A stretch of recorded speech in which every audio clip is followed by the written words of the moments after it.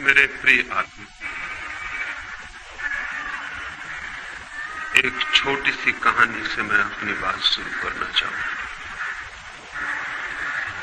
बहुत वर्ष बीते, बहुत सदियां। किसी देश में एक बड़ा चित्रकार था।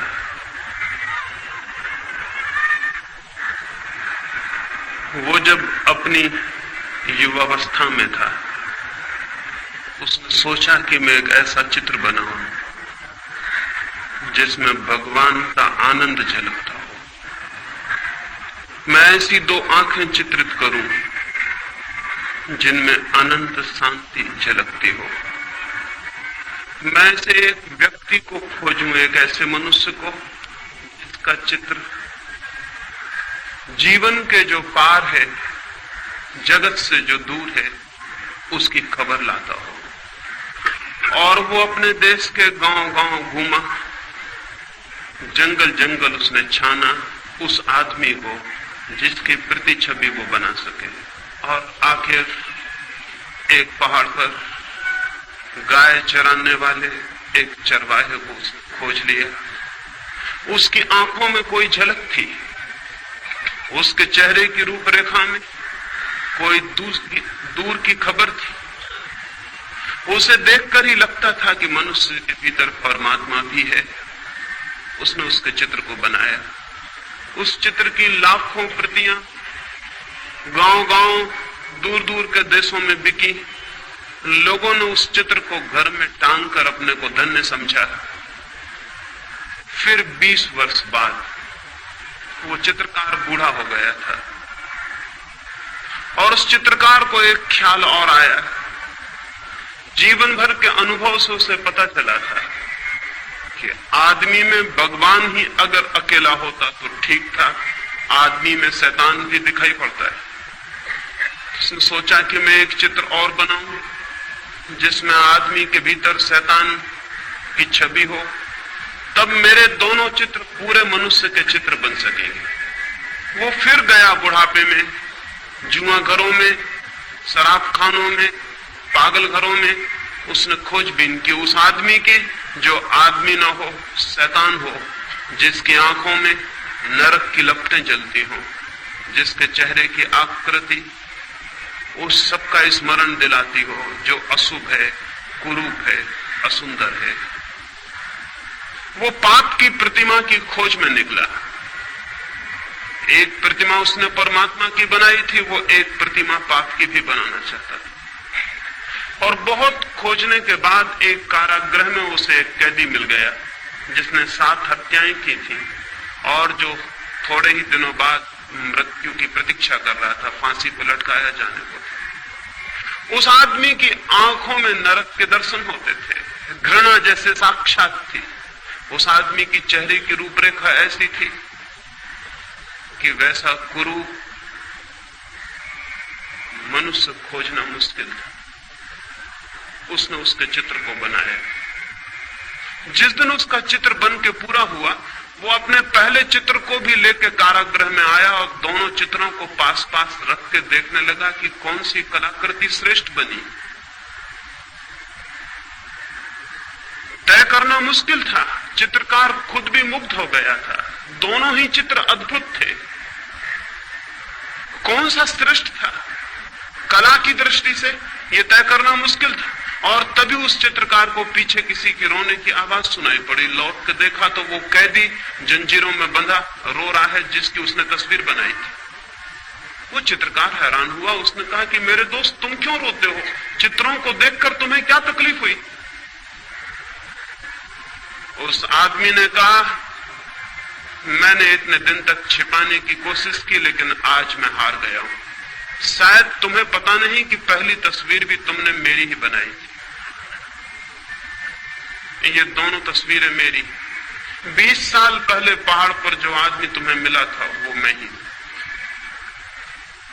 और इसलिए रोता हूं कि मैंने 20 साल में कौन सी यात्रा कर ली, स्वर्ग से नरक की, परमात्मा से पाप की। पता नहीं ये कहानी कहां तक सच हो या ना हो, लेकिन हर आदमी के जीवन में 2 तस्वीरें हैं। हर आदमी के भीतर शैतान है और हर आदमी के भीतर परमात्मा भी, और हर आदमी के भीतर नरक की भी संभावना है और स्वर्ग की भी। हर आदमी के भीतर सौंदर्य के फूल भी खिल सकते हैं और कुरूपता के गंदे डबरे भी बन सकते हैं।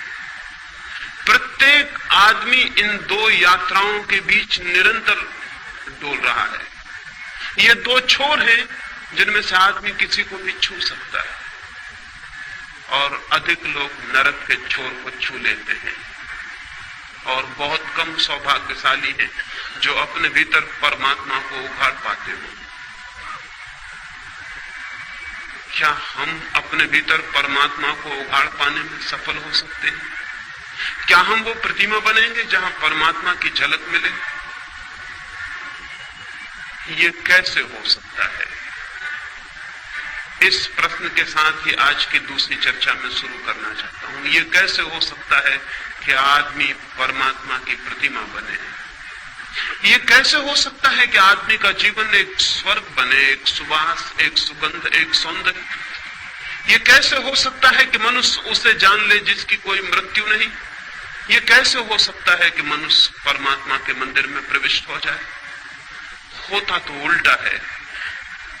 बचपन में हम कहीं स्वर्ग में होते हैं और बूढ़े होते होते नरक तक पहुंच जाते हैं। होता उल्टा है।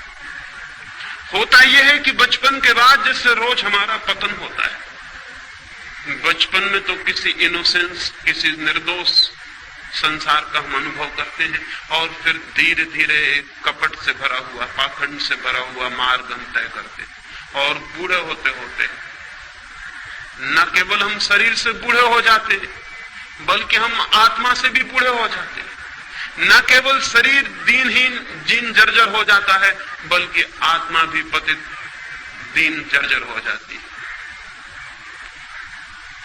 ये और इसे ही हम जीवन मान लेते हैं और समाप्त हो जाते हैं। धर्म इस संबंध में संदेह उठाना चाहता है। धर्म एक बड़ा संदेह है इस संबंध में कि यह आदमी की जीवन की यात्रा गलत है, कि स्वर्ग से हम नरक तक पहुंच जाएं। होना तो उल्टा चाहिए। जीवन की यात्रा उपलब्धि की यात्रा होनी चाहिए, कि हम दुख से आनंद तक पहुंचे, हम अंधकार से प्रकाश तक पहुंचे, हम मृत्यु से अमृत तक पहुंचे। प्राणों के प्राण की अभिलाषा और प्यास भी वही है। प्राणों में एक ही आकांक्षा है कि मृत्यु से अमृत तक कैसे पहुंचे। प्राणों में एक ही प्यास है कि हम अंधकार से आलोक को कैसे उपलब्ध हो। प्राणों की एक ही मांग है कि हम असत्य से सत्य तक कैसे जा सकते हैं। निश्चित ही सत्य की यात्रा के लिए, निश्चित ही स्वयं के भीतर परमात्मा की खोज के लिए व्यक्ति को ऊर्जा का एक संग्रह चाहिए, कंजर्वेशन चाहिए। व्यक्ति को शक्ति का एक संवर्धन चाहिए। उसके भीतर शक्ति इकट्ठी हो कि वो शक्ति का एक स्रोत बन जाए, तभी व्यक्तित्व को स्वर्ग तक ले जाया जा सकता है। स्वर्ग निर्बलों के लिए नहीं है। जीवन के सत्य उनके लिए नहीं है जो दीनहीन हो जाते हैं शक्ति को खोकर, जो जीवन की सारी शक्ति को खो देते हैं और भीतर दुर्बल और दीन हो जाते हैं। वे यात्रा नहीं कर सकते। उस यात्रा पर चढ़ने के लिए, उन पहाड़ों पर चढ़ने के लिए शक्ति चाहिए, और शक्ति का संवर्धन धर्म का सूत्र है। शक्ति का संवर्धन, कंजर्वेशन ऑफ एनर्जी। कैसे शक्ति इकट्ठी हो कि हम शक्ति के उबलते हुए भंडार हो जाएं, लेकिन हम तो दीनहीन जन हैं। सारी शक्ति खोकर हम धीरे धीरे निर्बल होते चले जाते। सब खो जाता है, भीतर रिक्तता रह जाती है, खाली, भीतर एक खालीपन के अतिरिक्त और कुछ भी नहीं छूटता। हम शक्ति को कैसे खो देते हैं। मनुष्य का शक्ति को खोने का सबसे बड़ा द्वार सेक्स है। काम मनुष्य की शक्ति के खोने का सबसे बड़ा द्वार है, जहां से वो शक्ति को खोता है। और जैसे मैंने कल आपसे कहा, कोई कारण है जिसकी वजह से वो शक्ति को खोता है। शक्ति को कोई भी खोना नहीं चाहता है। कौन शक्ति को खोना चाहता है? लेकिन कुछ झलक है उपलब्धि की, उस झलक के लिए आदमी शक्ति को खोने को राजी हो जाता है। काम के क्षणों में कुछ अनुभव है, उस अनुभव के लिए आदमी सब कुछ खोने को तैयार हो जाता है। अगर वो अनुभव किसी और मार्ग से उपलब्ध हो सके तो मनुष्य सेक्स के माध्यम से शक्ति को खोने को कभी भी तैयार नहीं हो सकता है। क्या और कोई द्वार है उस अनुभव को पाने का? क्या और कोई मार्ग है उस अनुभूति को उपलब्ध करने का, जहां हम अपने प्राणों की गहरी से गहराई में उतर जाते हैं, जहां हम जीवन का ऊंचा से ऊंचा शिखर छूते हैं, जहां हम जीवन की शांति और आनंद की एक झलक पाते हैं? क्या कोई और मार्ग है? क्या कोई और मार्ग है अपने भीतर पहुंच जाने का? क्या स्वयं की शांति और आनंद के स्रोत तक पहुंच जाने की और कोई सीढ़ी है? अगर वो सीढ़ी हमें दिखाई पड़ जाए तो जीवन में एक क्रांति घटित हो जाती है। आदमी काम के प्रति विमुख और राम के प्रति सन्मुख हो जाता है। एक क्रांति घटित हो जाती है, एक नया द्वार खुल जाता है। मनुष्य की जाति को अगर हम नया द्वार न दे सके तो मनुष्य एक रिपीटेटिव सर्किल में, एक पुनरुक्ति वाले चक्कर में घूमता है और नष्ट होता है। लेकिन आज तक सेक्स के संबंध में जो भी धारणाएं रही हैं, वो मनुष्य को सेक्स के अतिरिक्त नया द्वार खोलने में समर्थ नहीं बना पाई, बल्कि एक उल्टा उपद्रव हुआ। प्रकृति एक ही द्वार देती है मनुष्य को, वो सेक्स का द्वार है। अब तक की शिक्षाओं ने वो द्वार भी बंद कर दिया और नया द्वार खोला नहीं। शक्ति भीतर घूमने लगी और चक्कर काटने लगी, और अगर नया द्वार शक्ति के लिए न मिले तो घूमती हुई शक्ति मनुष्य को विक्षिप्त कर देती है, पागल कर देती है। और विक्षिप्त मनुष्य फिर न केवल उस द्वार से जो सेक्स का सहज द्वार था निकलने की चेष्टा करता है, वो दीवारों और खिड़कियों को तोड़कर भी उसकी शक्ति बाहर बहने लगती है। वो अप्राकृतिक मार्गों से भी सेक्स की शक्ति बाहर बहने लगती है। ये दुर्घटना घटी है। ये मनुष्य जाति के बड़े से बड़े दुर्भाग्यों में से एक है। नया द्वार नहीं खोला गया और पुराना द्वार बंद कर दिया गया। इसलिए मैं सेक्स के विरोध में, दुश्मनी के लिए, दमन के लिए अब तक जो भी शिक्षाएं दी गई हैं, उन सबके स्पष्ट विरोध में खड़ा हुआ। उन सारी शिक्षाओं से मनुष्य की सेक्सुअलिटी बढ़ी है, कम नहीं हुई, बल्कि विकृत हुई। क्या करें? लेकिन कोई और द्वार खोला जा सकता है? मैंने आपसे कल कहा, संभोग के क्षण की जो प्रतीति है, वो प्रतीति दो बातों की है, टाइमलेसनेस और इगोलेसनेस की। समय शून्य हो जाता है और अहंकार विलीन हो जाता है। समय शून्य होने से और अहंकार विलीन होने से हमें उसका एक झलक मिलती है जो हमारा वास्तविक जीवन है, लेकिन क्षण भर की झलक और हम वापस अपनी जगह खड़े हो जाते हैं। और एक बड़ी ऊर्जा, एक बड़ी वैद्युतिक शक्ति का प्रवाह है, इसमें हम खो देते हैं। फिर उस झलक की याद, स्मृति मन को पीड़ा देती रहती है। हम वापस उस अनुभव को पाना चाहते हैं, वापस उस अनुभव को पाना चाहते हैं।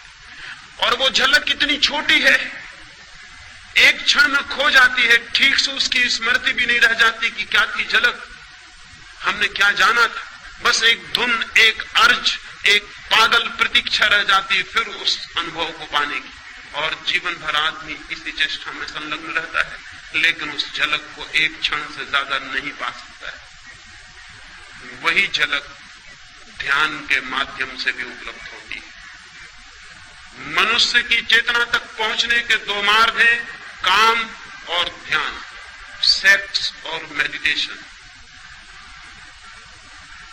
सेक्स प्राकृतिक मार्ग है जो प्रकृति ने दिया हुआ है, जानवरों को भी दिया हुआ है, पक्षियों को भी दिया हुआ है, पौधों को भी दिया हुआ है, मनुष्यों को भी दिया हुआ है। और जब तक मनुष्य केवल प्रकृति के दिए हुए द्वार का उपयोग करता है, तब तक वो पशुओं से ऊपर नहीं हो सकता। वो सारा द्वार तो पशुओं के लिए भी उपलब्ध।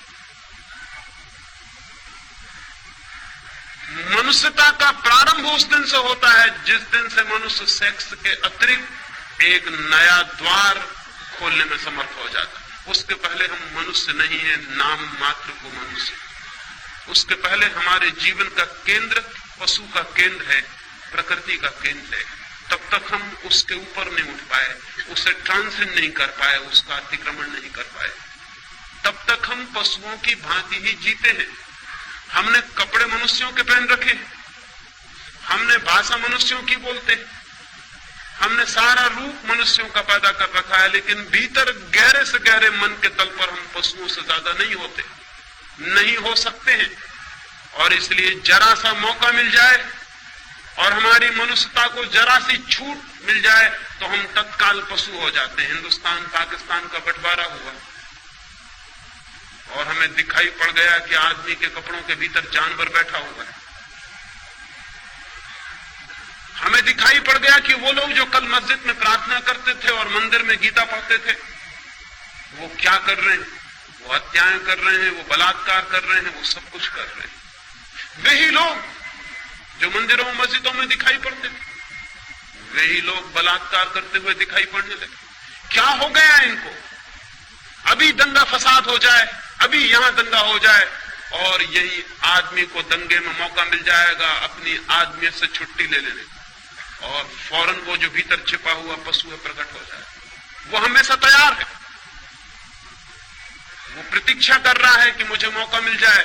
भीड़ भाड़ में उसे मौका मिल जाता है तो वो जल्दी से छोड़ देता है अपना ख्याल, वो जो बांध बूंद के उसने रखा हुआ है। भीड़ में मौका मिल जाता है उसे भूल जाने का कि मैं भूल जाऊं अपने को। इसलिए आज तक अकेले आदमियों ने उतने पाप नहीं किए हैं जितने भीड़ में आदमियों ने पाप किए।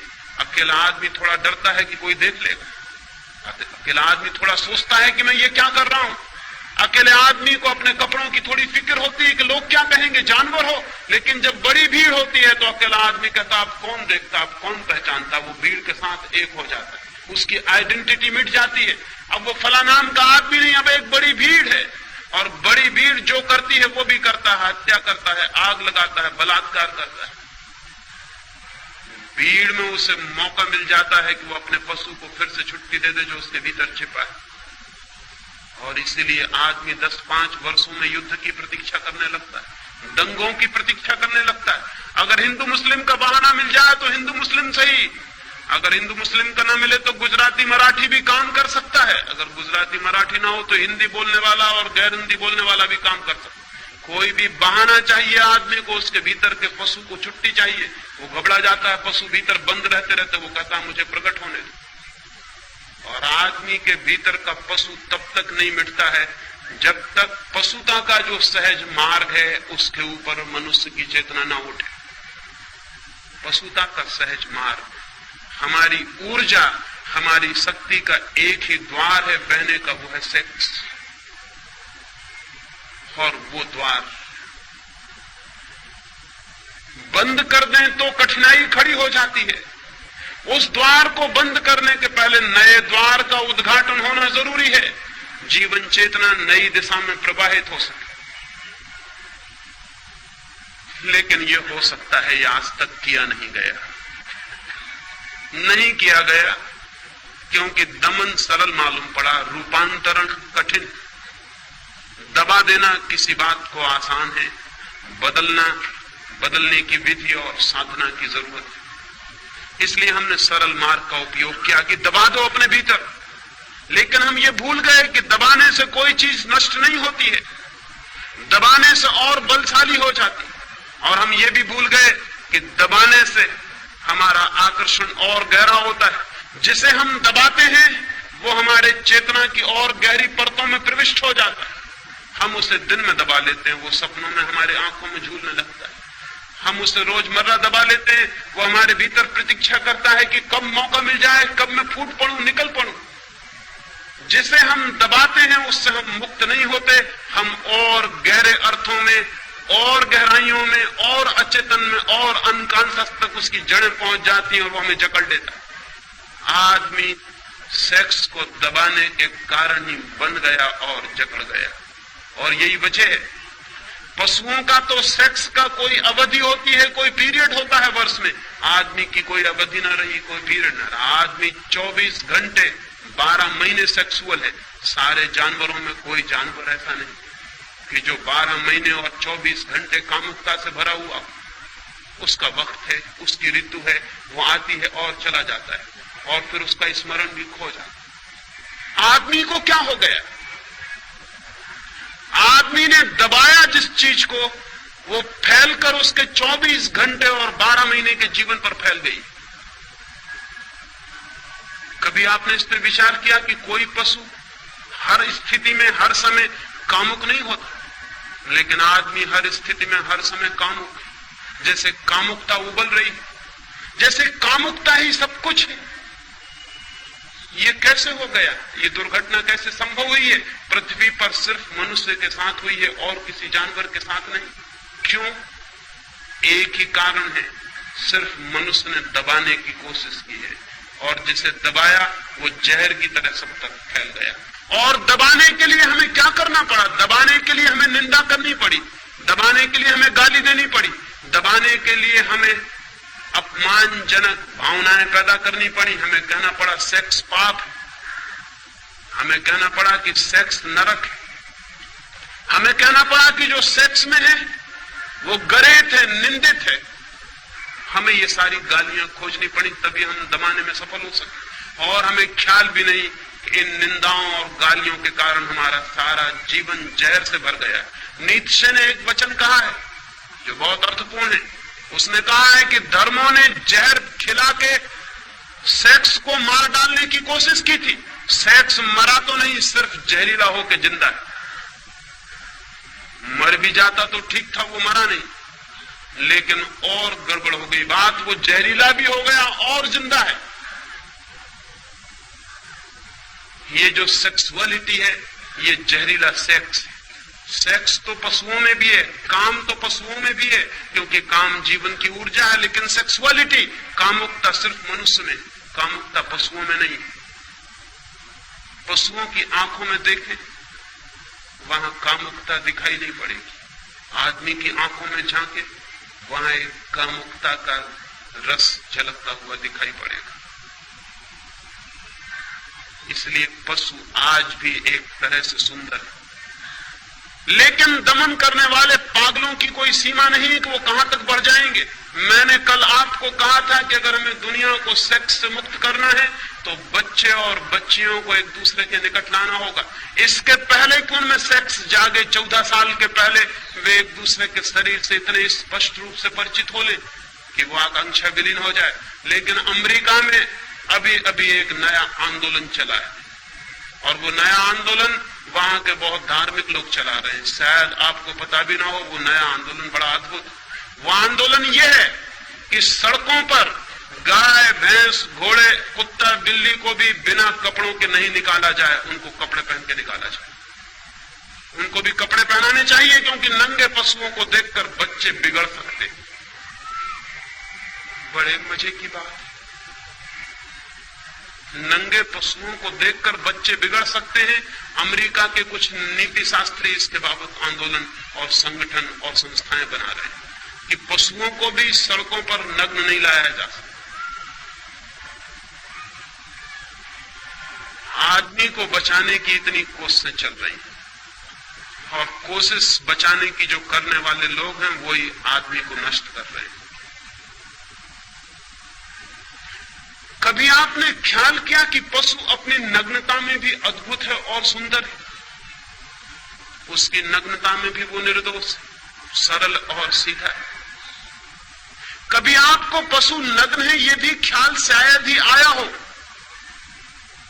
जब तक कि आपके भीतर बहुत नंगापन न छिपा हो, तब तक आपको पशु नंगा नहीं दिखाई पड़ सकता है।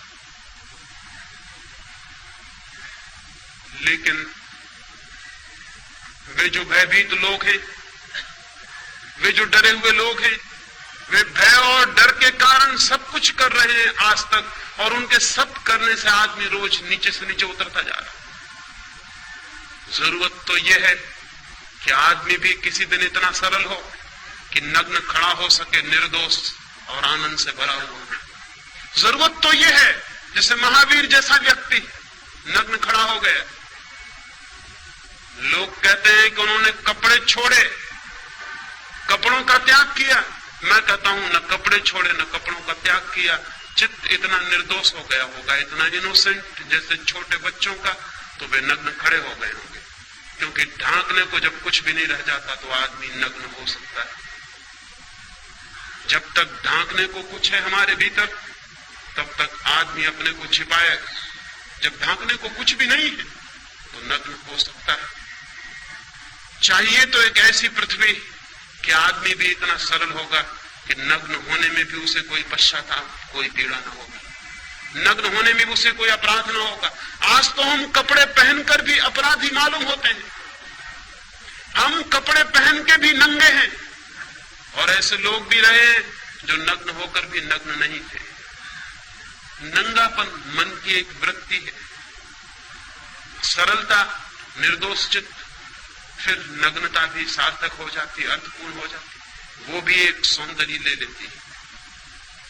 लेकिन अब तक आदमी को जहर पिलाया गया है, और जहर का परिणाम यह हुआ कि हमारा सारा जीवन एक कोने से लेकर दूसरे कोने तक विषाक्त हो गया है। स्त्रियों को हम कहते हैं पति को परमात्मा समझना, और उन स्त्रियों को बचपन से सिखाया गया है कि सेक्स पाप, नरक, वे कल विवाहित होंगी, वे उस पति को कैसे परमात्मा मान सकेंगी जो उन्हें सेक्स में और नरक में ले जा रहा। एक तरफ हम सिखाते हैं पति परमात्मा है, और पत्नी का अनुभव कहता है कि यही पहला पापी है जो मुझे नरक में घसीट रहा है। एक बहन ने मुझे आकर कहा पिछली मीटिंग में, जब मैं यहां बोला भारतीय विद्या भवन में, तो एक बहन मेरे पास उसी दिन आई और उसने कहा कि मैं बहुत गुस्से में हूं, मैं बहुत क्रोध में हूं। सेक्स तो बड़ी घृणित चीज है, सेक्स तो पाप है, और आपने सेक्स की इतनी बात क्यों की? मैं तो घृणा करती हूं सेक्स।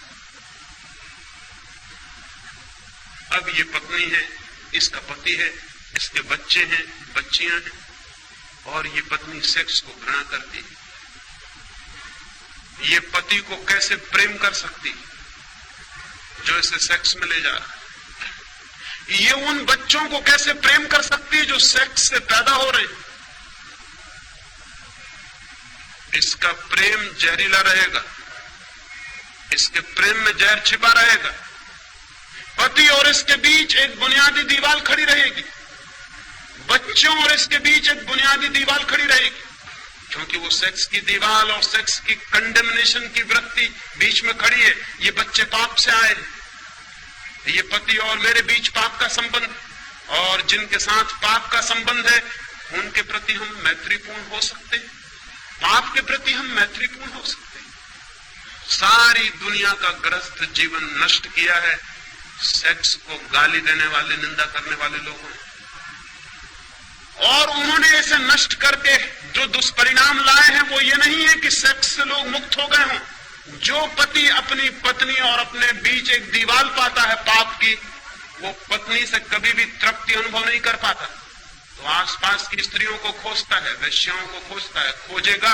अगर पत्नी से उसे तृप्ति मिल गई होती तो शायद इस जगत की सारी स्त्रियां उसके लिए मां और बहन हो जाती, लेकिन पत्नी से भी तृप्ति न मिलने के कारण सारी स्त्रियां उसे पोटेंशियल औरतों की तरह, पोटेंशियल पत्नियों की तरह मालूम पड़ती हैं, जिनको पत्नी में बदला जा सकता है। ये स्वाभाविक है, ये होने वाला था,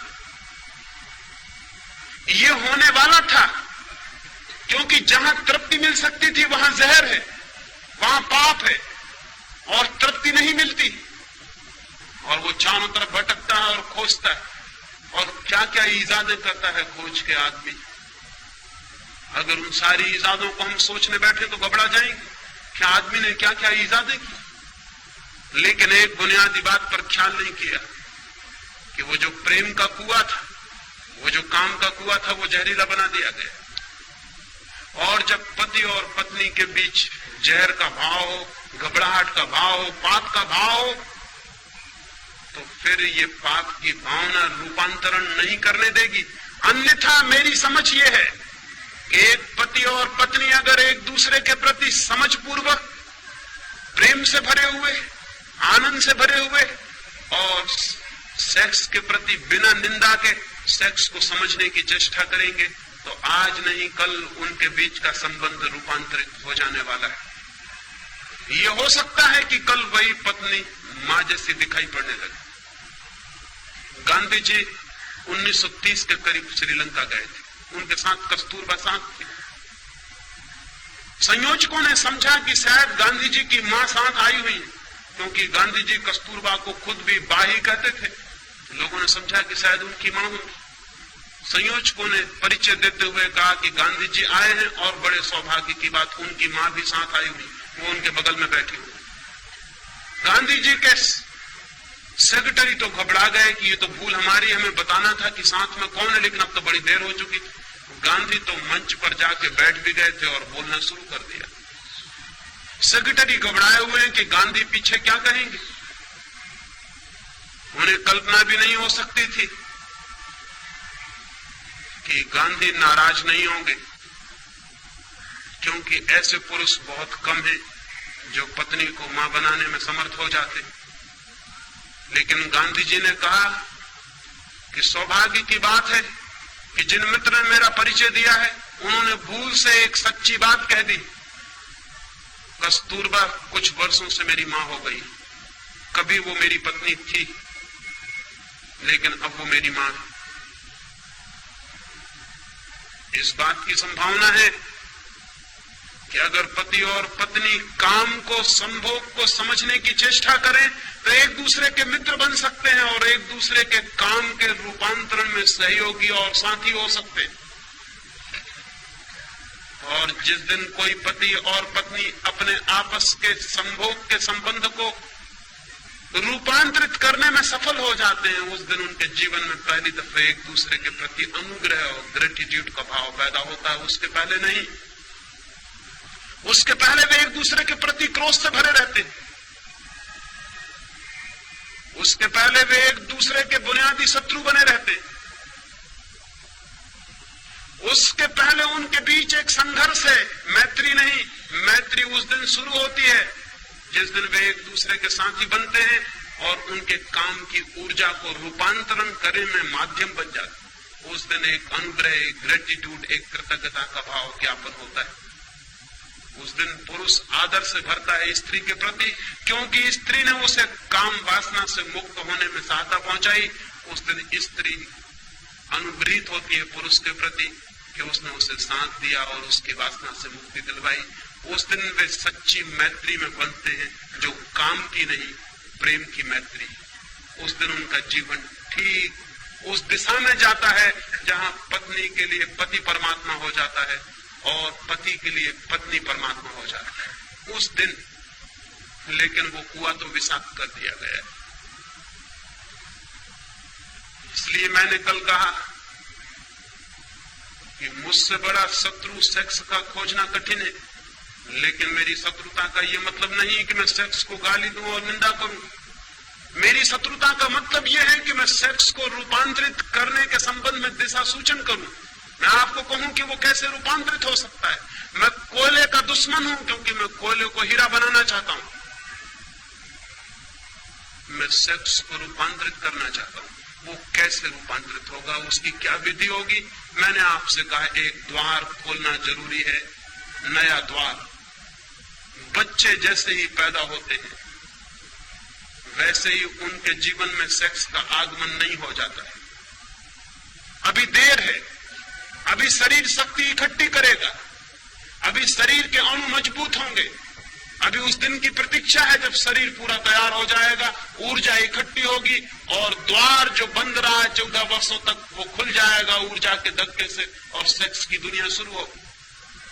एक बार द्वार खुल जाने के बाद नया द्वार खोलना कठिन हो जाता है, क्योंकि समस्त ऊर्जाओं का नियम यह है, समस्त शक्तियों का। वे एक दफा अपना मार्ग खोज लें बहने के लिए तो वे उसी मार्ग से बहना पसंद करती। गंगा बह गई है सागर की तरफ, उसने एक बार रास्ता खोज लिया, अब वो उसी रास्ते से वही चली जाती है, वही चली जाती है। रोज रोज नया पानी आता है, उसी रास्ते से बहता हुआ चला जाता है। गंगा रोज नए रास्ते नहीं खोजती। जीवन की ऊर्जा भी एक रास्ता खोज लेती, फिर वो उसी से बहती चली जाती। अगर जमीन को कामुकता से मुक्त करना है तो सेक्स का रास्ता खुलने से पहले नया रास्ता, ध्यान का रास्ता तोड़ देना जरूरी है। एक एक छोटे बच्चे को ध्यान की अनिवार्य शिक्षा और दीक्षा मिलनी चाहिए। तो हम उसे सेक्स के विरोध की दीक्षा देते हैं, जो कि अत्यंत मूर्खतापूर्ण है। सेक्स के विरोध की दीक्षा नहीं देनी है, शिक्षा देनी है ध्यान की, पॉजिटिव, कि वो ध्यान को कैसे उपलब्ध हो। और बच्चे ध्यान को जल्दी उपलब्ध हो सकते हैं क्योंकि अभी उनकी ऊर्जा का कोई भी द्वार खुला नहीं, अभी द्वार बंद है, अभी ऊर्जा संरक्षित है। अभी कहीं भी नए द्वार पर धक्के दिए जा सकते हैं और नया द्वार खोला जा सकता है। फिर यही बूढ़े हो जाएंगे और इन्हें ध्यान में पहुंचना अत्यंत कठिन हो जाएगा। ऐसे ही जैसे एक नया पौधा पैदा होता है, उसकी शाखाएं कहीं भी झुक जाती हैं, कहीं भी झुकाई जा सकती हैं, फिर वही बूढ़ा वृक्ष हो जाता है। फिर हम उसकी शाखाओं को झुकाने की कोशिश करते हैं, फिर शाखाएं टूट जाती हैं, झुकती नहीं। बूढ़े लोग ध्यान की चेष्टा करते हैं दुनिया में, जो बिल्कुल ही गलत है। ध्यान की सारी चेष्टा छोटे बच्चों पर की जानी चाहिए। लेकिन मरने के करीब पहुंच के आदमी ध्यान में उत्सुक होता है। वो पूछता है ध्यान क्या, योग क्या, हम कैसे शांत हो जाएं? जब जीवन की सारी ऊर्जा खो गई, जब जीवन के सब रास्ते सख्त और मजबूत हो गए, जब झुकना और बदलना मुश्किल हो गया, तब वो पूछता है अब मैं कैसे बदल जाऊं? एक पैर आदमी कब्र में डाल लेता है, दूसरा पैर बाहर रख के पूछता है ध्यान का कोई रास्ता है?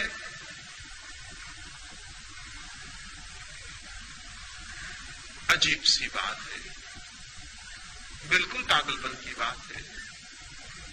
ये पृथ्वी कभी भी शांत और ध्यानस्थ नहीं हो सकेगी जब तक ध्यान का संबंध पहले दिन के पैदा हुए बच्चे से हम न जोड़ेंगे। अंतिम दिन के व्रत से नहीं जोड़ा जा सकता। व्यर्थ ही हमें बहुत श्रम उठाना पड़ता है बाद के दिनों में शांत होने के लिए, जो कि पहले एकदम हो सकता था। छोटे बच्चों को ध्यान की दीक्षा काम के रूपांतरण का पहला चरण, शांत होने की दीक्षा, निर्विचार होने की दीक्षा, मौन होने की दीक्षा। बच्चे ऐसे भी मौन हैं, बच्चे ऐसे भी शांत हैं। अगर उन्हें थोड़ा सा दिशा दी जाए और उन्हें मौन और शांत होने के लिए घड़ी भर की शिक्षा दी जाए, तो जब वे 14 वर्ष के होने के करीब आएंगे, जब काम जगेगा, तब तक उनका एक द्वार खुल चुका होगा, शक्ति इकट्ठी होगी और जो द्वार खुला है उसी द्वार से बहनी शुरू हो जाएगी। उन्हें शांति का, आनंद का, कालहीनता का, निरअहंकार भाव का अनुभव सेक्स के बहुत अनुभव के पहले उपलब्ध हो जाएगा। वही अनुभव उनकी ऊर्जा को गलत मार्गों से रोकेगा और ठीक मार्गों पर ले आएगा। लेकिन हम छोटे छोटे बच्चों को ध्यान तो नहीं सिखाते, काम का विरोध सिखाते हैं। पाप है, गंदगी है, कुरूपता है, बुराई है, नरक है, ये सब हम बताते हैं। और इस सब के बताने से कुछ भी फर्क नहीं पड़ता, कुछ भी फर्क नहीं पड़ता, बल्कि हमारे बताने से वे और भी आकर्षित होते हैं और तलाश करते हैं कि क्या है ये गंदगी, क्या है ये नरक जिसके लिए बड़े इतने भयभीत और बेचैन हैं। और फिर थोड़े ही दिनों में उन्हें यह भी पता चल जाता है कि बड़े जिस बात से हमें रोकने की कोशिश कर रहे हैं, खुद दिन रात उसी में लीन। और जिस दिन उन्हें यह पता चल जाता है, माँ बाप के प्रति सारी श्रद्धा समाप्त हो जाती है। माँ बाप के प्रति श्रद्धा समाप्त करने में शिक्षा का हाथ नहीं है। माँ बाप के प्रति श्रद्धा समाप्त करने में माँ बाप का अपना हाथ है। आप जिन बातों के लिए बच्चों को गंदा कहते हैं, बच्चे बहुत जल्दी पता लगा लेते हैं कि उन सारी गंदगियों में आप भली भांति लवलीन। आपकी दिन की जिंदगी दूसरी है और आपकी दूसरी। आप कहते कुछ हैं, करते कुछ हैं। छोटे बच्चे बहुत एक्यूट ऑब्जर्वर होते हैं, वो बहुत गौर से निरीक्षण करते रहते हैं कि क्या हो रहा है घर में। वो देखते हैं कि माँ जिस बात को गंदा कहती है, बाप जिस बात को गंदा कहता है, वही गंदी बात दिन रात घर में चल रही। इसका उन्हें बहुत जल्दी बोध हो जाता है। उनका सारा श्रद्धा का भाव विलीन हो जाता है कि धोखेबाज हैं ये माँ बाप, पाखंडी हैं, हिपोक्रेट हैं, ये बातें कुछ और कहते हैं, करते कुछ और हैं। और जिन बच्चों का माँ बाप पर से विश्वास उठ गया, वो बच्चे परमात्मा पर कभी विश्वास नहीं कर सकेंगे, इसको याद रखना। क्योंकि बच्चों के लिए परमात्मा का पहला दर्शन माँ बाप में होता है। अगर वो वहीं खंडित हो गया तो ये बच्चे भविष्य में नास्तिक हो जाने वाले। बच्चों को पहले परमात्मा की प्रति के अपने माँ बाप की पवित्रता से होती। पहली दफा बच्चे माँ बाप को ही जानते हैं निकटतम, और उनसे ही उन्हें पहली दफा श्रद्धा और रिवरेंस का भाव पैदा होता है। अगर वही खंडित हो गया तो इन बच्चों को मरते दम तक वापस परमात्मा के रास्ते पे लाना मुश्किल हो जाएगा। क्योंकि पहला परमात्मा ही धोखा दे गया। जो माँ थी, जो बाप था, वही धोखेबाज सिद्ध हुआ। आज सारी दुनिया में जो लड़के ये कह रहे हैं कि कोई परमात्मा नहीं है, कोई आत्मा नहीं, कोई मोक्ष नहीं है, धर्म सब बकवास है, उसका कारण ये नहीं है कि लड़कों ने पता लगा लिया है कि आत्मा नहीं है, परमात्मा नहीं। उसका कारण ये है कि लड़कों ने माँ बाप का पता लगा लिया है कि वो धोखेबाज। और ये सारा धोखा सेक्स के आसपास केंद्रित है। ये सारा धोखा सेक्स के केंद्र पर खड़ा हुआ है। बच्चों को ये सिखाने की जरूरत नहीं कि सेक्स पाप है, बल्कि ईमानदारी से ये सिखाने की जरूरत है कि सेक्स जिंदगी का एक हिस्सा है और तुम सेक्स से ही पैदा हुए और हमारी जिंदगी में वो है, ताकि बच्चे सरलता से माँ बाप को समझ सके और जब जीवन को वो जाने तो वो आदर से भर सके कि माँ बाप सच्चे और ईमानदार थे। उनको जीवन में आस्तिक बनाने में इससे बड़ा संबल और कुछ भी नहीं होगा कि वो अपने माँ बाप को सच्चा और ईमानदार अनुभव कर सके। लेकिन आज सब बच्चे जानते हैं कि माँ बाप बेईमान और धोखेबाज। ये बच्चे और माँ बाप के बीच एक कलह का कारण बनता है। सेक्स का दमन पति और पत्नी को तोड़ दिया है, माँ बाप और बच्चों को तोड़ दिया। नहीं, सेक्स का विरोध नहीं, निंदा नहीं, बल्कि सेक्स की शिक्षा दी जानी चाहिए। जैसे ही बच्चे पूछने को तैयार हो जाएं, जो भी जरूरी मालूम पड़े, जो उनके समझ के योग मालूम पड़े, वो सब उन्हें बता दिया जाना चाहिए, ताकि वे सेक्स के संबंध में अति उत्सुक न हो, ताकि उनका आकर्षण न पैदा हो, ताकि वो दीवाने होकर गलत रास्तों से जानकारी पाने की कोशिश न करें। आज बच्चे सब जानकारी पा लेते हैं यहां वहां से, गलत मार्गों से, गलत लोगों से उन्हें जानकारी मिलती है जो जीवन भर उन्हें पीड़ा देती है। और माँ बाप और उनके बीच एक मौन की दीवार होती है, जैसे माँ बाप को कुछ भी पता नहीं और बच्चों को भी कुछ पता नहीं। उन्हें सेक्स की सम्यक शिक्षा मिलनी चाहिए, राइट एजुकेशन। और दूसरी बात, उन्हें ध्यान की दीक्षा मिलनी चाहिए, कैसे मौन हो, कैसे शांत हो, कैसे निर्विचार हो। और बच्चे तत्क्षण निर्विचार हो सकते हैं, मौन हो सकते हैं, शांत हो सकते हैं। 24 घंटे में 1 घंटे अगर बच्चों को घर में मौन में ले जाने की व्यवस्था हो, निश्चित ही वे मौन में तभी जा सकेंगे जब आप भी उनके साथ मौन बैठ सके। हर घर में 1 घंटा मौन का अनिवार्य होना चाहिए। एक दिन खाना न मिले घर में तो चल सकता है, लेकिन 1 घंटा मौन के बिना घर नहीं चल सकता। वो घर झूठा है, उस घर को परिवार कहना गलत है जिस परिवार में 1 घंटे की मौन की दीक्षा नहीं। वो 1 घंटे का मौन 14 वर्षों में उस दरवाजे को तोड़ देगा, रोज धक्के मारेगा, उस दरवाजे को तोड़ देगा जिसका नाम ध्यान है। जिस ध्यान से मनुष्य को समयहीन, टाइमलेसनेस, ईगोलेसनेस, अहंकार शून्य अनुभव होता है, जहां से आत्मा की झलक मिलती है। वो झलक सेक्स के अनुभव के पहले मिल जानी जरूरी। अगर वो झलक मिल जाए तो सेक्स के प्रति अतिशय दौड़ समाप्त हो जाएगी, ऊर्जा इस नए मार्ग से बहने लगेगी। ये मैं पहला चरण कहता हूं। ब्रह्मचर्य की साधना में, सेक्स के ऊपर उठने की साधना में, सेक्स की ऊर्जा के ट्रांसफॉर्मेशन के लिए पहला चरण है ध्यान और दूसरा चरण है प्रेम। बच्चे को बचपन से ही प्रेम की दीक्षा दी जानी चाहिए। हम अब तक यही सोचते रहे हैं कि प्रेम की शिक्षा मनुष्य को सेक्स में ले जाएगी। ये बात अत्यंत भ्रांत है। सेक्स की शिक्षा तो मनुष्य को प्रेम में ले जा सकती है, लेकिन प्रेम की शिक्षा कभी किसी मनुष्य को सेक्स में नहीं ले जाती। बल्कि सच्चाई उल्टी है, जितना प्रेम विकसित होता है उतनी ही सेक्स की ऊर्जा प्रेम में रूपांतरित होकर बटनी शुरू हो जाती। जो लोग जितने कम प्रेम से भरे होते हैं उतने ही ज्यादा कामुक होंगे, उतने ही सेक्सुअल होंगे। जिनके जीवन में जितना कम प्रेम है उनके जीवन में उतनी ही ज्यादा घृणा होगी। जिनके जीवन में जितना कम प्रेम है उनके जीवन में उतना ही विद्वेष होगा। जिनके जीवन में जितना कम प्रेम है उनके जीवन में उतनी ही ईर्ष्या होगी। जिनके जीवन में जितना कम प्रेम है उतनी ही उनके जीवन में प्रतिस्पर्धा होगी। जिनके जीवन में जितना कम प्रेम है उनके जीवन में उतनी चिंता और दुख होगा। दुख, चिंता, ईर्ष्या, घृणा, द्वेष, इन सब से जो आदमी जितना ज्यादा घिरा है उसकी शक्तियां सारी की सारी भीतर इकट्ठी हो जाती हैं।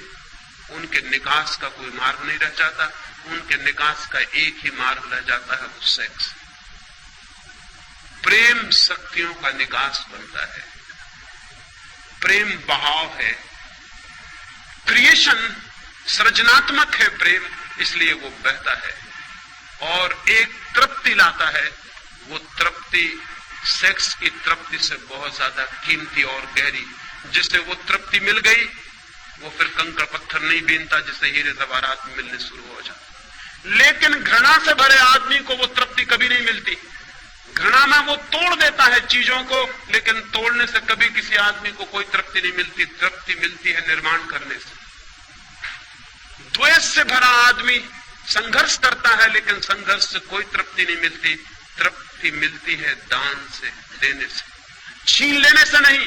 संघर्ष करने वाला छीन लेता है, छीनने से वो तृप्ति कभी नहीं मिलती जो किसी को दे देने से और दान से उपलब्ध होती है।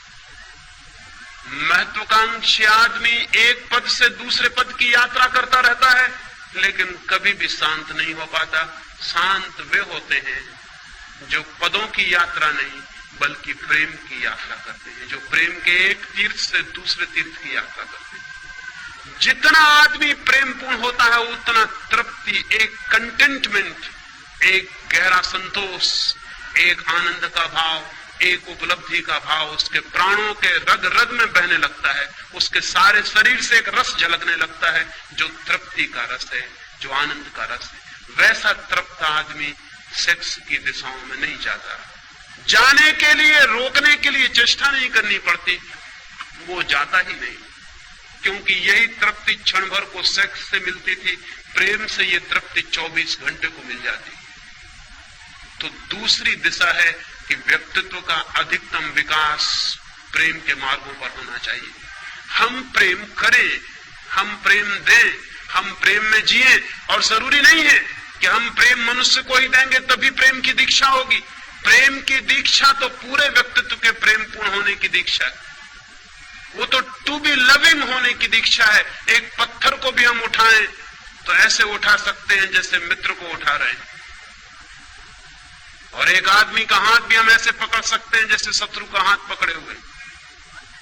एक आदमी वस्तुओं के साथ भी प्रेमपूर्ण व्यवहार कर सकता है। एक आदमी आदमियों के साथ भी ऐसा व्यवहार करता है जैसा वस्तुओं के साथ भी नहीं करना चाहिए। घृणा से भरा हुआ आदमी वस्तुएं समझता है मनुष्यों को, प्रेम से भरा हुआ आदमी वस्तुओं को भी व्यक्तित्व देता है। एक फकीर से मिलने एक जर्मन यात्री गया हुआ था। वो किसी क्रोध में होगा, उसने दरवाजे पर जोर से जूते खोल दिए। जब जूतों को पटका, धक्का दिया दरवाजे को जोर से। क्रोध में आदमी जूते भी खोलता है तो ऐसे जैसे जूते दुश्मन, दरवाजा भी खोलता है तो ऐसे जैसे दरवाजे से कोई झगड़ा हो। दरवाजे को धक्के देकर वो भीतर गया, उस फकीर से जाके नमस्कार किया। उस फकीर ने कहा कि नहीं, अभी मैं नमस्कार का उत्तर न दे सकूंगा, पहले तुम दरवाजे से और जूतों से क्षमा मांगो। उस आदमी ने कहा, पागल हो गए हैं, दरवाजों और जूतों से क्षमा? क्या उनका भी कोई व्यक्तित्व है? उस फकीर ने कहा, तुमने क्रोध करते समय कभी भी ना सोचा कि इनका कोई व्यक्तित्व है। तुमने जूते ऐसे पटके जैसे उनमें जान हो, जैसे उनका कोई कसूर हो। तुमने दरवाजा ऐसा खोला जैसे तुम दुश्मन हो। नहीं, जब तुमने क्रोध करते वक्त उनका व्यक्तित्व मान लिया तो पहले जाओ क्षमा मांग के आ जाओ, तब मैं तुमसे आगे बात करूं, अन्यथा मैं बात करने को नहीं। अब वो आदमी दूर जर्मनी से उस फकीर को मिलने गया था, इतनी सी बात पर मुलाकात ना हो सकेगी, मजबूरी थी, उसे जाके दरवाजे पर हाथ जोड़ के क्षमा मांगनी पड़ी कि मित्र क्षमा कर दो। जूतों को कहना पड़ा माफ करिए, भूल हो गई हमने जो आपको इस भांति गुस्से में खोला। उस जर्मन यात्री ने लिखा है कि लेकिन जब मैं क्षमा मांग रहा था तो पहले तो मुझे हंसी आई कि मैं क्या पागलपन कर रहा हूं, लेकिन जब मैं क्षमा मांग चुका तो मैं हैरान हुआ, मुझे एक इतनी शांति मालूम हुई जिसकी मुझे कल्पना नहीं हो सकती थी कि दरवाजे और जूतों से क्षमा मांग के शांति मिल सकती। मैं जाकर उस फकीर के पास बैठा, वो हंसने लगा और उसने कहा अब ठीक, अब कुछ बात हो सकती है, तुमने थोड़ा प्रेम जाहिर किया, अब तुम संबंधित हो सकते हो, समझ भी सकते हो, क्योंकि अब तुम प्रफुल्लित हो, अब तुम आनंद से भर गए हो। सवाल मनुष्यों के साथ ही प्रेमपूर्ण होने का नहीं, प्रेमपूर्ण होने का है। ये सवाल नहीं है कि मां को प्रेम दो, ये गलत बातें हैं। जब कोई मां अपने बच्चे को कहती है कि मैं तेरी मां हूं इसलिए प्रेम कर, तब वो गलत शिक्षा दे रही है, क्योंकि जिस प्रेम में इसलिए लगा हुआ है देयरफॉर वो प्रेम झूठा। जो कहता है इसलिए प्रेम करो कि मैं बाप हूं, वो गलत शिक्षा दे रहा है। वो कारण बता रहा है प्रेम का, प्रेम अकारण होता है, प्रेम कारण सहित नहीं होता। मां कहती मैं तेरी मां हूं, मैंने तुझे इतने दिन पाला पोसा बड़ा किया इसलिए प्रेम कर, वो वजह बता रही, प्रेम खत्म हो गया। अगर वो प्रेम भी होगा तो बच्चा झूठा प्रेम दिखाने की कोशिश करेगा, क्योंकि ये मां है इसलिए प्रेम दिखाना पड़ेगा। नहीं, प्रेम की शिक्षा का मतलब है प्रेम का कारण नहीं, प्रेमपूर्ण होने की सुविधा और व्यवस्था कि बच्चा प्रेमपूर्ण हो सके। जो मां कहती मुझसे प्रेम कर क्योंकि मैं मां हूं, वो प्रेम नहीं सिखा रही। उसे ये कहना चाहिए कि ये तेरा व्यक्तित्व, ये तेरे भविष्य, ये तेरे आनंद की बात है कि जो भी तेरे मार्ग पे पड़ जाए तू उससे प्रेमपूर्ण हो। पत्थर पड़ जाए, फूल पड़ जाए, आदमी पड़ जाए, जानवर पड़ जाए, ये सवाल जानवर को प्रेम देने का नहीं, फूल को प्रेम देने का नहीं, मां को प्रेम देने का नहीं, तेरे प्रेमपूर्ण होने का है, क्योंकि तेरा भविष्य इस पर निर्भर करेगा कि तू कितना प्रेमपूर्ण है, तेरा व्यक्तित्व कितना प्रेम से भरा हुआ है, उतना तेरे जीवन में आनंद की संभावना बढ़ेगी। प्रेमपूर्ण होने की शिक्षा चाहिए मनुष्य को, तो वो कामुकता से मुक्त हो सकता है। लेकिन हम तो प्रेम की कोई शिक्षा नहीं देते, हम तो प्रेम का कोई भाव पैदा नहीं करते। हम तो प्रेम के नाम पर भी जो बातें करते हैं वो झूठी सिखाते हैं उनको। क्या आपको पता है कि एक आदमी एक के प्रति प्रेमपूर्ण और दूसरे के प्रति घृणापूर्ण हो सकता है? यह संभव है। प्रेमपूर्ण आदमी प्रेमपूर्ण होता है, आदमियों से कोई संबंध नहीं है उस बात का। अकेले में बैठता है तो भी प्रेमपूर्ण होता है, कोई नहीं होता तो भी प्रेमपूर्ण होता है। प्रेमपूर्ण होना उसके स्वभाव की बात है, वो आपसे संबंधित होने का सवाल नहीं।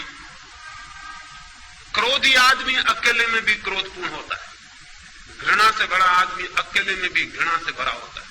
वो अकेले भी बैठा है तो आप उसको देख के कह सकते हैं कि यह आदमी क्रोधी है, हालांकि वो किसी पर क्रोध नहीं कर रहा है, लेकिन उसका सारा व्यक्तित्व क्रोधी। प्रेमपूर्ण आदमी अगर अकेले में बैठा है तो आप कहेंगे यह आदमी कितने प्रेम से भरा हुआ बैठा।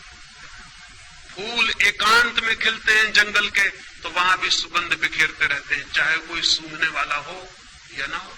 रास्ते से कोई निकले या निकले, फूल सुगंधित होता रहता है। फूल का सुगंधित होना स्वभाव है, इस भूल में आप मत पड़ना कि आपके लिए सुगंधित हो रहा है। प्रेमपूर्ण होना व्यक्तित्व बनाना चाहिए, वो हमारा व्यक्तित्व हो। इससे कोई संबंध नहीं कि वो किसके प्रति, लेकिन जितने प्रेम करने वाले लोग हैं वो सोचते हैं कि मेरे प्रति प्रेमपूर्ण हो जाओ और किसी के प्रति नहीं, और उनको पता नहीं कि जो सबके प्रति प्रेमपूर्ण नहीं वो किसी के प्रति प्रेमपूर्ण नहीं हो सकता। पत्नी कहती पति से मुझे प्रेम करना बस, फिर आ गया स्टॉप, फिर इधर उधर कहीं देखना मत, फिर और कहीं तुम्हारे प्रेम की जरा सी धारा ना बहे, बस प्रेम यानी इस तरफ। और उस पत्नी को पता नहीं कि ये प्रेम झूठा वो अपने हाथ से किए ले रही। जो पति प्रेमपूर्ण नहीं है हर स्थिति में हर एक के प्रति, वो पत्नी के प्रति भी प्रेमपूर्ण कैसे हो सकता है? प्रेमपूर्ण 24 घंटे के जीवन का स्वभाव। वो ऐसी कोई बात नहीं कि हम किसी के प्रति प्रेमपूर्ण हो जाएं और किसी के प्रति प्रेमहीन हो जाएं। लेकिन आज तक मनुष्यता इसको समझने में समर्थ नहीं हो पाई। बाप कहता है कि मेरे प्रति प्रेमपूर्ण, लेकिन घर में जो चपरासी है उसके प्रति वो तो नौकर। लेकिन उसे पता नहीं कि जो बेटा एक बूढ़े नौकर के प्रति प्रेमपूर्ण नहीं हो पाया है, वो बूढ़ा नौकर भी किसी का बाप है। वो आज नहीं कल जब उसका बाप भी बूढ़ा हो जाएगा, उसके प्रति भी प्रेमपूर्ण नहीं रह जाएगा। तब ये बाप पछताएगा कि मेरा लड़का मेरे प्रति प्रेमपूर्ण नहीं। लेकिन इस बाप को पता ही नहीं कि लड़का प्रेमपूर्ण हो सकता था उसके प्रति भी, अगर जो भी आसपास थे सबके प्रति प्रेमपूर्ण होने की शिक्षा दी गई होती तो वो इसके प्रति भी प्रेमपूर्ण होता।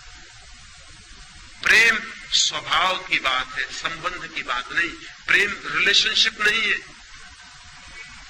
प्रेम है स्टेट ऑफ माइंड, वो मनुष्य के व्यक्तित्व का भीतरी अंग है। तो हमें प्रेमपूर्ण होने की दूसरी दीक्षा दी जानी चाहिए एक एक चीज के प्रति। अगर बच्चा एक किताब को भी गलत ढंग से रखे तो गलती बात है, उसे उसी क्षण टोकना चाहिए कि तुम्हारे व्यक्तित्व के लिए शोभादायक नहीं कि तुम इस भांति किताब को रखो। कोई देखेगा, कोई सुनेगा, कोई पाएगा कि तुम किताब के साथ दुर्व्यवहार किए हो, तुम एक कुत्ते के साथ गलत ढंग से पेश आए हो। ये तुम्हारे व्यक्तित्व की गलती है। एक फकीर के बाबत मुझे ख्याल आता है। एक छोटा सा फकीर का झोपड़ा था। रात थी, जोर से वर्षा होती थी, रात के 12 बजे होंगे। फकीर और उसकी पत्नी दोनों सोते थे। किसी आदमी ने दरवाजे पर दस्तक दी। छोटा था झोपड़ा, कोई शायद शरण चाहता है। उसकी पत्नी से उसने कहा कि द्वार खोल दे। कोई द्वार पर खड़ा है, कोई यात्री, कोई अपरिचित मित्र। सुनते हैं उसकी बात। उसने कहा कोई अपरिचित मित्र। हमारे तो जो परिचित हैं वो भी मित्र नहीं होते। उसने कहा कोई अपरिचित मित्र। ये प्रेम का भाव। कोई अपरिचित मित्र द्वार पर खड़ा है, द्वार खोल। उसकी पत्नी ने कहा लेकिन जगह तो बहुत कम है, हम 2 के लायक ही मुश्किल से है। कोई तीसरा आदमी भीतर आएगा तो हम क्या करेंगे? उस फकीर ने कहा पागल, ये किसी अमीर का महल नहीं है कि छोटा पड़ जाए। ये गरीब की झोपड़ी। अमीर का महल छोटा पड़ जाता है हमेशा। एक मेहमान आ जाए तो महल छोटा पड़ जाता है। ये गरीब की झोपड़ी है। उसकी पत्नी ने कहा इसमें झोपड़ी, अमीर और गरीब का क्या सवाल, जगह छोटी है। उस फकीर ने कहा जहां दिल में जगह बड़ी हो वहां झोपड़ा महल की तरह मालूम होता है, और जहां दिल में छोटी जगह हो वहां झोपड़ा। तो क्या महल भी छोटा और झोपड़ा हो जाता? द्वार खोल दे। द्वार पर खड़े हुए आदमी को वापस कैसे लौटाया जा सकता है? अभी हम दोनों लेटे थे, अब 3 लेट नहीं सकेंगे, तीनों बैठेंगे। बैठने के लिए काफी जगह है। मजबूरी थी, पत्नी को दरवाजा खोल देना पड़ा। एक मित्र आ गया, पानी से भीगा हुआ, उसके कपड़े बदले। फिर वो तीनों बैठ के गपशप करने लगे। दरवाजा फिर बंद है। फिर किन्हीं 2 आदमियों ने दरवाजे पर दस्तक दी। अब उस फकीर ने उस मित्र को कहा, वो दरवाजे के पास था, कि दरवाजा खोल दो, मालूम होता है कोई आया। उस आदमी ने कहा कैसे खोल दो दरवाजा, जगह कहाँ है यहाँ? वो आदमी अभी 2 घड़ी पहले आया था खुद, और भूल गया ये बात कि जिस प्रेम ने मुझे जगह दी थी वो मुझे जगह नहीं दी थी। प्रेम था उसके भीतर, इसलिए जगह दी थी। अब फिर कोई दूसरा आ गया, फिर जगह बनानी पड़ेगी। लेकिन उस आदमी ने कहा नहीं, दरवाजा खोलने की जरूरत नहीं, मुश्किल से हम 3 बैठे हुए। वो फकीर हंसने लगा। उसने कहा बड़े पागल हो, मैंने तुम्हारे लिए जगह नहीं की थी। प्रेम था इसलिए जगह की थी। प्रेम अब भी है, वो तुम पर चुप गई, नहीं गया और समाप्त नहीं हो गया। दरवाजा खोलो। अभी हम दूर दूर बैठे हैं, फिर हम पास पास बैठ जाएंगे। पास पास बैठने के लिए काफी जगह है, और रात ठंडी है, पास पास बैठने में आनंद ही और होगा। दरवाजा खोलना पड़ा। 2 आदमी भीतर आ गए। फिर वे पास पास बैठ के गपशप करने लगे, और थोड़ी देर बीती और रात आगे बढ़ गई और वर्षा हो रही, और एक गधे ने आके सिर लगाया दरवाजे से, पानी में भीग गया है। वो रात शरण चाहता है। उस फकीर ने कहा कि मित्रों, वो 2 मित्र दरवाजे पर बैठे हुए थे जो पीछे आए थे, दरवाजा खोल दो। कोई अपरिचित मित्र फिर आ गया। उन लोगों का ये मित्र वगैरह नहीं है, ये गधा है, इसके लिए जगह खोलने की कोई जरूरत नहीं। उस फकीर ने कहा तुम्हें शायद पता नहीं अमीर के दरवाजे पर आदमी के साथ भी गधे जैसा व्यवहार किया जाता है। ये गरीब की झोपड़ी है, हम गधे के साथ भी आदमी जैसा व्यवहार करने की आदत से भरे। दरवाजा खोल दो, पर वे दोनों कहने लगे जगह। उस फकीर ने कहा जगह बहुत है, अभी हम बैठे हैं, अब हम खड़े हो जाएंगे, खड़े होने के लिए काफी जगह। और फिर तुम घबराओ मत, अगर जरूरत पड़ेगी तो मैं हमेशा बाहर होने के लिए तैयार हूं। प्रेम इतना कर सकता है। एक लविंग एटीट्यूड, एक प्रेमपूर्ण हृदय बनाने की जरूरत है। जब प्रेमपूर्ण हृदय बनता है तो व्यक्तित्व का एक तृप्ति का भाव, एक रसपूर्ण तृप्ति। क्या आपको कभी ख्याल है जब भी आप किसी के प्रति जरा से प्रेमपूर्ण हुए, पीछे एक तृप्ति की लहर छूट गई? क्या आपको कभी भी ख्याल है कि जीवन में तृप्ति के क्षण वे ही रहे हैं जो बेशर्त प्रेम के क्षण रहे होंगे? जब कोई शर्त ना रही होगी प्रेम की, और जब आपने रास्ते चलते एक अजनबी आदमी को देख के मुस्कुरा दिया हो, उसके पीछे छूट गई तृप्ति का कोई अनुभव है? उसके पीछे साथ आ गया एक शांति का भाव, एक प्राणों में एक आनंद की लहर का कोई पता है? जब राह चलते किसी आदमी को उठा लिया हो, किसी गिरते को संभाल लिया हो, किसी बीमार को एक फूल दे दिया हो, इसलिए नहीं कि वो आपकी मां है, इसलिए नहीं कि वो आपका पिता है, नहीं, वो आपका कोई भी नहीं है, लेकिन एक फूल किसी बीमार को दे देना आनंदपूर्ण है। व्यक्तित्व में प्रेम की संभावना बढ़ती जानी चाहिए। वो इतनी बढ़ जानी चाहिए पौधों के प्रति, पक्षियों के प्रति, पशुओं के प्रति, आदमियों के प्रति, अपरिचितों के प्रति, अनजान लोगों के प्रति, विदेशियों के प्रति जो बहुत दूर है उनके प्रति, चांतारों के प्रति प्रेम हमारा बढ़ता चला जाए। जितना प्रेम हमारा बढ़ता है उतनी ही सेक्स की जीवन में संभावना कम होती चली जाती है। प्रेम और ध्यान दोनों मिलकर उस दरवाजे को खोल देते हैं जो परमात्मा का दरवाजा है। प्रेम धन ध्यान बराबर परमात्मा। प्रेम और ध्यान का जोड़ हो जाए और परमात्मा उपलब्ध हो जाए, और उस उपलब्धि से जीवन में ब्रह्मचर्य फलित होता है। फिर सारी ऊर्जा एक नए ही मार्ग पर ऊपर चढ़ने लगती, फिर बह बह के निकल नहीं जाती, फिर जीवन से बाहर निकल निकल के व्यर्थ नहीं हो जाती, फिर जीवन के भीतरी मार्गों पर गति करने लगती। उसका एक ऊर्ध्व गमन, एक ऊपर की तरफ यात्रा शुरू होती। अभी हमारी यात्रा नीचे की तरफ, सेक्स ऊर्जा का अधोगमन, नीचे की तरफ बह जाना है। ब्रह्मचर्य ऊर्जा का ऊर्ध्वगमन है, ऊपर की तरफ उठ जाना है। प्रेम और ध्यान ब्रह्मचर्य के सूत्र हैं। तीसरी बात कल आपसे करने को हूं कि ब्रह्मचर्य उपलब्ध होगा तो क्या फल होगा, क्या होगी उपलब्धि, क्या मिल जाएगा? ये दो बातें मैंने आज आपसे कही, प्रेम और ध्यान। मैंने ये कहा कि छोटे बच्चों से इनकी शिक्षा शुरू हो जानी चाहिए। इससे आप ये मत सोच लेना कि अब तो हम बच्चे नहीं रहे इसलिए करने को कुछ बाकी नहीं। ये आप मत सोच के चले जाना, अन्यथा मेरी मेहनत फिजूल गई। आप किसी भी उम्र के हों, ये काम शुरू किया जा सकता है,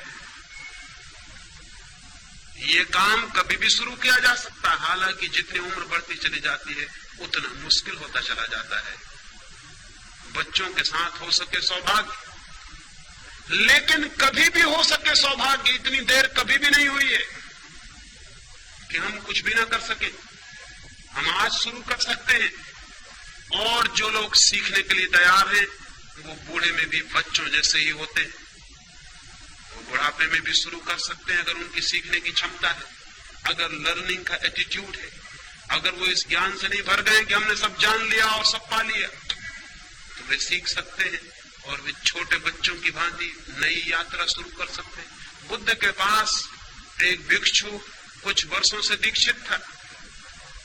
एक दिन बुद्ध ने उससे पूछा कि भिक्षु तुम्हारी उम्र क्या है? उस भिक्षु ने कहा मेरी उम्र 5 वर्ष। बुद्ध कहने लगे 5 वर्ष?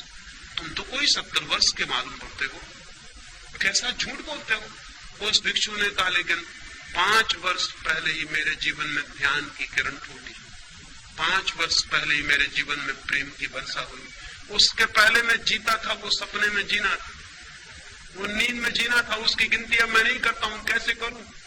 जिंदगी तो इधर 5 वर्षों से शुरू हुई, इसलिए मैं कहता हूं मेरी उम्र 5 वर्ष।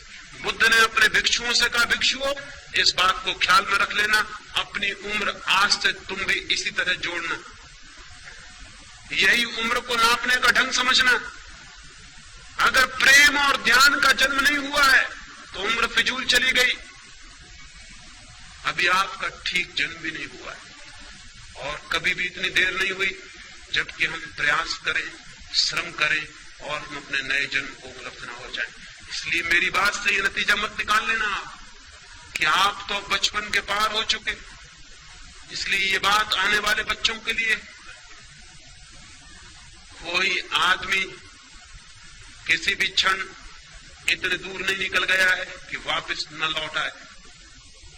कोई आदमी कितने ही गलत रास्तों पर चला हो, ऐसी जगह नहीं पहुंच गया है कि ठीक रास्ता उसे दिखाई न पड़ सके। कोई आदमी कितने ही हजारों वर्षों से अंधकार में रह रहा हो, इसका मतलब ये नहीं है कि वो दिया जलाएगा तो अंधकार कहेगा कि मैं 1000 वर्ष पुराना हूं इसलिए नहीं टूटता। दिया जलाने से एक दिन का अंधकार भी टूटता है, 1000 साल का अंधकार भी उसी तरह टूट जाता है। दिया जलाने की चेष्टा बचपन में आसानी से हो सकती है, बाद में थोड़ी कठिनाई है, लेकिन कठिनाई का अर्थ असंभावना नहीं। कठिनाई का अर्थ है थोड़ा ज्यादा श्रम, कठिनाई का अर्थ है थोड़ा ज्यादा संकल्प, कठिनाई का अर्थ है थोड़ा ज्यादा